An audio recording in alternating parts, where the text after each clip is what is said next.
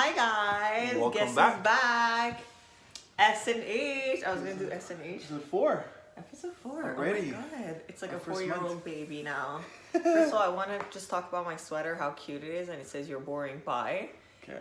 You know, I love it. I just wanted to give it a little shout out. Awesome. Today, we're gonna talk about a very interesting we're not talking subject. about we're not talking about clothes today. Unfortunately. But you know, everything has its own time. Maybe one day we will. We're gonna gonna turn ask into a Solomon for fashion advice. That would be hilarious, I think. Yep. Okay, today we're gonna talk about The enemy. something very something Serious. very mean, like the monster under your bed. Something you think your ex-boyfriend was bad, girl. You haven't heard about this guy. No, like this is crazy. Everyone knows about it, but no one has killed it yet, type of thing. We're still in a war against it. Yeah, but you guys, they already know what we're talking about based on the title.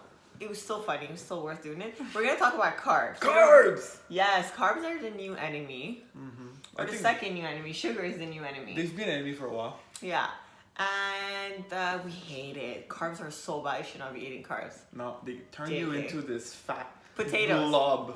But I like potatoes. Yeah. Okay, we need to shut up and start already. Okay, so instead of just, you know, covering the basics of one thing, like we did in the previous episodes, today we're going to go more in depth with carbs. Yeah. Talk about like when to eat them, what are carbs, what do they do, like all that good stuff. Yeah, we'll try to get as much as we can. Yes, exactly. Try to get you guys more familiar with all the facets of carbs. So you're not scared of carbs anymore. You guys become BFFs and grow together and become happy. Or you become a little more educated and still decide to be scared of them because Oh, you're so boring. I like your shirt. Oh my god. Okay, bye. Shirt reference. Okay. So, first question. What are carbs, Solomon? What are carbs? What are those? Okay, I'm so So annoyed today. carbs is one of the three main macromolecules. We have protein, we have fats, and we have carbs. Good job. And basically, carbs are going to be a great source of energy. They're broken down through your food, and they fuel the body to produce something that we call ATP, which is a molecule that gives you energy to perform any action that your body needs, from breathing. Basically, ATP is energy. ATP is energy. Yes. Everything in your body, even when you're just sitting, resting, doing nothing, there's a bunch of stuff happening in your body. Digestion, breathing, circulatory system, all these things, immune system, all these things are still working. Even when you're sleeping, even when you're sitting, even when you're watching Netflix, there's still a bunch of stuff happening. That's why even if you are in a coma, we still have to give you food, like as a liquid version, but you still need, like, you can't just not eat. You have to eat even to remain alive and doing nothing. So carbs give you energy. Carb gives you That's energy. one of the, that's established fact. That's established. That's the first thing. What are carbs? Carbs give you energy. What else can you give us? Is there different types of carbs? There are different types of carbs. So we hear complex carbs versus, Simple carbs. what are those? Ultimately, they're different because one is bigger than the other. Complex are going to be a chain of different little sugars. It all comes down from glucose, and then you put some glucose together and it becomes something bigger, and you have all kinds. And the longer the chain, the more complex the carb is, and the longer it takes your body to digest it. It's like a family, you know? The Yeah, more they're members all there are, the more drama you have. Stronger, it becomes a community like Yeah. Team Solomon. Yeah. You know, it started with 1 and 2, another one, and then now we're a big gang and we get more progress together because we have a support system. But that's just a tangent. So we're complex carbs. So we're complex carbs. We're better. Okay. Simple carbs are obviously not perceived as healthy as complex carbs because they originate from things that are highly processed. So can we do like a few examples of complex carb and simple carbs? Then I have Yeah. more questions for you. Yeah, like syrup, But that's what? candies. That's usually simple carbs. Okay. And then you're gonna have all the way at the end of the spectrum. You're gonna have like things like oats, lentils, beans, things that are really like very complex and longer chains, and usually better for your health. What's rice and potatoes? White rice is actually more like a simple carb. It gets digested pretty fast in your body, but not necessarily a bad thing because there is a timing for everything, and I do believe that there's times. We're gonna get to that. I want to ask you when we should eat what. So right now, I just want you to give me a few examples, like again, complex. Yeah, and complex. simple. So complex. What Oats, are lentils. fruits? Fruits depending on the fiber content of certain fruits. Some are going to be faster to digest, others are going to be slower. So it depends on the fiber. Like an apple would be mostly a complex carb, a little bit, and like a banana or watermelon, grapes. It's more simple. Yeah, more simple. Okay. So now, if you want to get into it, is there a time that I should eat complex carbs? Is there a time I should eat the simple ones? Okay. Strategically, there is. If you have a well-balanced diet, let's say you don't track your macros and you just go with the flow, I think general guidelines would be go for complex carbs because they're more satious. They give you this fullness feeling faster because of the fiber and because it's slower to digest. They don't give spikes in insulin. Like, this is a very trendy word, like but insulin spikes. A question before we go forward. So in your opinion, everyone should eat a certain amount of carbs, right? Everyone should eat carbs. It just goes... Unless you're on a ketogenic diet, then ideally you avoid it. But that's a personal choice. So for people, we hear it often that they want to lose weight, they automatically cut carbs. Yeah. But they are not really like ketos, No, exactly. So is that a good call? Inherently, it's not necessarily a bad call because if I had to choose between protein and carbs, I would cut the carbs first. Now the problem is like the degree of amount of carbs they're going to cut in their diet because people have this all or nothing approach to diet, black or white. So when this happens, then you end up cutting all your carbs out, and then as we mentioned, carbs are needed in your body for energy. Now, your body could use other sources of macromolecules to produce energy, but the good thing about carbs, and especially complex carbs, is that they don't just, like the foods that you're gonna eat don't just contain carbs.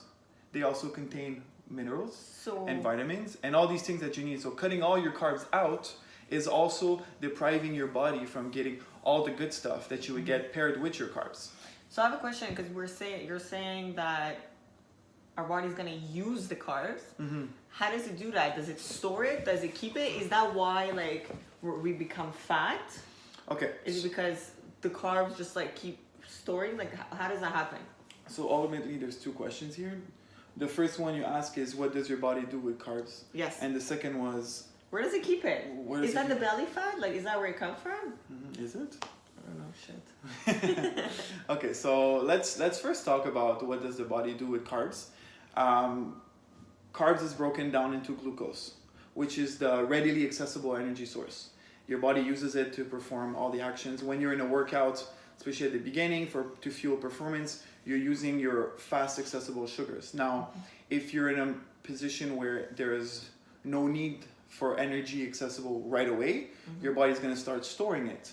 Now, your body will store carbs in your liver up to about 100 grams, and it will store carbs in your muscle, which we call glycogen. Glycogen is basically a chain of sugar that your body stores as energy source that can be used whenever you're gonna need it. It can store between 300 to 600 grams in your muscles all over your body. It's like the camel on its back. Yeah, just like water, but for sugar. Camel has water? That's what they have in their back. I'm shocked. I swear to you. I'm not even. Have you ever seen a freaking camel dehydrated? Hell no. It's like the time you told me that not all eggs become chicken. Not all eggs become chicken. Mind blown. She couldn't believe me. Okay, now they're going to think I'm stupid. Eggs have to be fertilized. Okay. Honestly, we really... That was a hell of a tangent. Okay, so 100 grams of glycogen stored in your liver. 300 to 600 grams of glycogen stored in your muscle. Now, depending on how much muscle you carry, you will store more glycogen.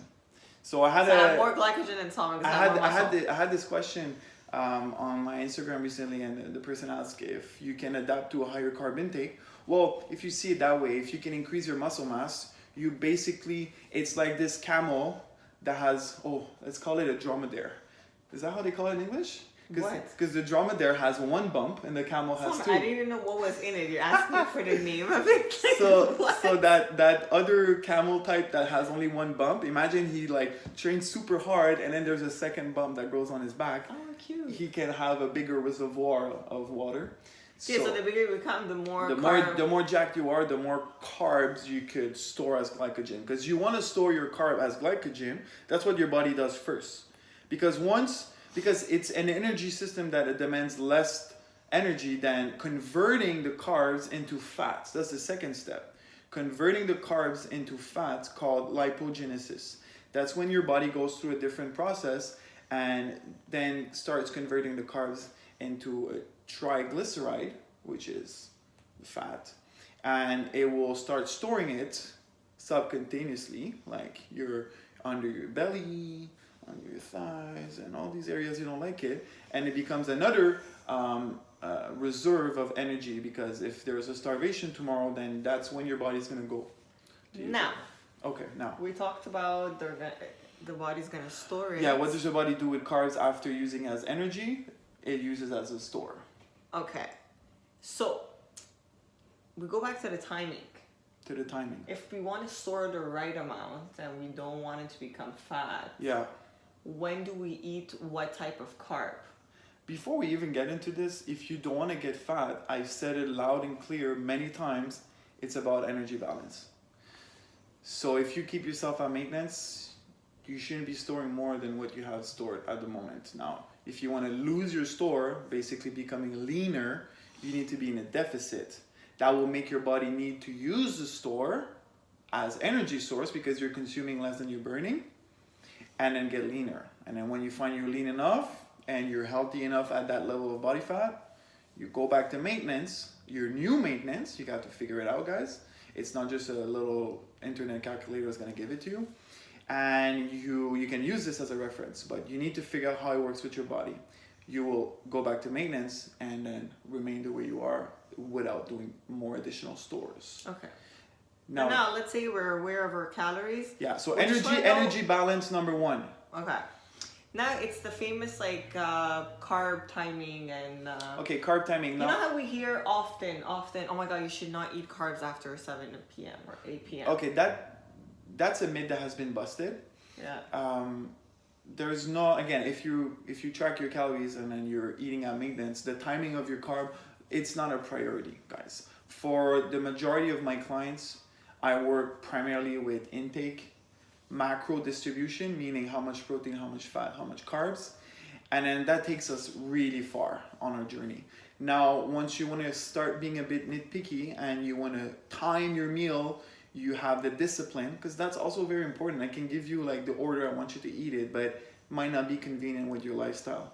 But when you start having the discipline and you're in your routine, I would say carbs revolving around your workouts, obviously, because we're talking about energy. Yeah. Talk about energy, we're talking about fueling performance. If you want to go even more in depth, simple sugars around your workouts. Especially if you're snacking half an hour before training or 15 minutes before training, maybe have a simple So sugar. a banana, you know? A banana, a few grapes, a Gatorade. I mean, at the end of the day, a Gatorade is not necessarily evil because it's sugar, as long as it's included in your intake. Now, I talked about minerals and vitamins.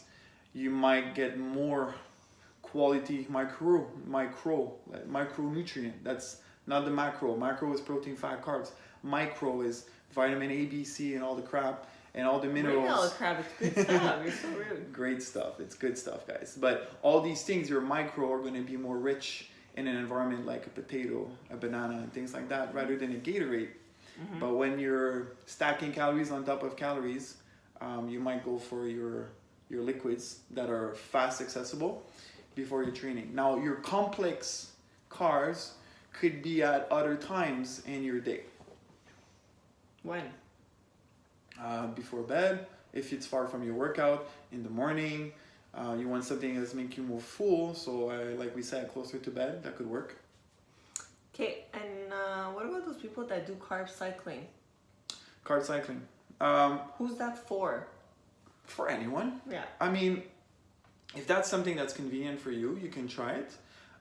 Now, the approach you want to have with it is you have different options. What I do with my clients personally is that if someone doesn't have the same frequency of training from week to week, meaning they one week they train 2 times and the other week they might train 5, and it fluctuates like that, then energy expenditure is going to fluctuate also. Maybe not dramatically, but it might. So what I do is I could do some carb cycling, meaning you will increase your carb intake on the days that you train and reduce on the day that you don't train. So it's easy to auto-regulate. Sometimes when I'm working with a physique athlete and we're grinding it out towards the last weeks of preps, now what I do is energy intake is generally very low, but I'll incorporate refeeds or diet breaks. And what I'll do is I'll suggest increasing the caloric intake or the carb intake on the days that you're not training. So let's say you have 1 or 2 days off together and you're really gonna take that time for your body to refuel, recover, restore all your glycogen store, because you're living in a depleted state, in a very extreme depleted state. So I like to replenish the glycogen because that's where the carbs are gonna go first during that period, so that the next workouts that are coming are more productive and the performance is increased, and usually overall feeling is more positive. Can we kind of think of it as like a bank for food? Like, let's say the days you're not really, you're not going to move a lot, you won't need that much energy. Auto-regulate. You kind of save it for the day where you're going to be moving a lot more and like having a crazy workout. That's one way to go about it. Okay. If you can handle and you are capable of tracking, because what I experience a lot with clients is that don't ask them what they ate earlier in the day. Sometimes they don't even, and don't ask them what they ate 2 days ago. If they're not on a plan, generally people are not self-aware of what they're eating. Eating is very passive nowadays. So if you're not self-aware of what you're eating, then you're like, oh, yesterday was like a low carb day, I'm gonna go for a high carb day. I forgot that one muffin yet. Yeah, exactly. So muffins. And then that's the thing. A lot of misconception is people cutting a lot of carbs, but then increasing their fats. And today is not an episode about fats, but fats are higher in calories than carbs for the same amount in grams. So you're eating 1 gram of carb, that's 4 calories. You're eating 1 gram of fat, it's 9 calories. It's more than double. So trust me, guys, you don't need much. You could eat half in fats, half the quantity in fats that you eat in carbs, and get even more calories. So be careful with these things. And what do we hear nowadays? High glycemic versus low? Yeah, glycemic index. I think it's... What's going on with that? I think it's not super important. Okay. It's also related with diabetes and the way that your insulin is going to spike responding to certain types of food. Again, like most of the studies that have shown a reduction in insulin resistance amongst overweight people on specific diets, what they all had in common is that they dropped weight. So the most important thing for someone to become healthier is to just be less heavy, regardless of the diet that they're following. So should you really stick to low glycemic index food because they spike your insulin less? Well, again, spiking insulin makes your body making energy store more available. So for some times it might be better to have a higher insulin response, because post-workout, let's say, insulin is released and then it tells your body to pull out the nutrients inside the muscle. And if you're consuming protein with your carbs, you're going to pull that in too. So that's a good thing. Other times, you don't want to get that spike because you don't want to get that crash. Any spike has a crash. So like I said, before bed, maybe have some more complex carbs and coast it through the night. Perfect. Cool. That's it for me. That's it? That's all you have? Yeah, that's all I got, boy. All right. You did good. That's your carbs, so guys. So carb is a frenemy now. No, frenemy is not a good thing. No. It could be your best friend, like be your worst enemy. You just need to be aware of... Water retention. We didn't talk about that. Oh, yeah. Throw it in there. Up to 8 pounds of water retention when you increase your carbs. So, or when you reduce them. So cutting carbs might make your body weight drop dramatically on the scale. Because we have like so many people, oh my God, like... I cut carbs, I lost 10 pounds. Yeah, 10 pounds of water. No, or like Solomon, I'm following everything. Why do I feel bloated? Yeah, well, oh, we didn't talk about fiber. A little bit. We did. We covered it. Fiber, guys. 15 grams per 1,000 calories that you're eating. Not more than that. Super high fiber diet can have negative implication on your GI health, so your gut health. So to take with precaution, you know, that's why I was saying about complex carbs. They're great, but usually they have higher fiber content. So like binging on that might not be good. Binging on high fiber non-starch veggies as well. Like broccolis. Like broccolis, like cauliflowers, you feel bloated. It might just be that. That's when white rice becomes like a great asset. Yeah. Because if you're increasing your carbs, because that's where you are on your journey, and then you don't want to increase your fiber, well, you can go for white rice and then have it around your workout, or rice cakes or things like that. And trust me, guys, if you're at an energy balance or a slight surplus, you won't have negative implication on your health and your cholesterol and all these things. I mean, unless you have genetic diseases. I was just gonna say, Like, it depends. You yes, might. Exactly. I like your specific journey is yours, but anecdotally, from what I've experienced with clients, the outcome is usually positive. So, how do you feel, Solomon? I feel like that was a race. Yeah. It was like, it's already 21 minutes. It was a lot of information. We still try to keep it short and Yeah. sweet. Obviously, if there are more questions that you have or some things you don't understand properly, you should rewatch it and take note. No, I'm joking. Or you can just like ask Team Solomon the Great and he's gonna answer you. Or you can ask me and I'll ask Solomon and then I'll tell you. And I know some stuff. Yeah. if I don't have the answer, you sure know damn well I'll go look out for it. That's right. So again, if you were here for me, thank you so much because I really appreciate it. If you were here for Solomon, Even I'm here for her. If you were here for Solomon, you're boring. Bye.